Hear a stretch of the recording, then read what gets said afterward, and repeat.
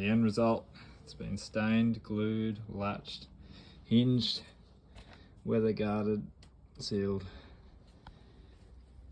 That's the entrance of the hive. This is a little latch so you can open it up and look through the viewing panel, which I haven't attached to it yet. Hole down the bottom is the drainage hole for any spilt honey, as to not encourage pests. And yeah, that is a nice homemade native bee black butt timber hive. Very cool.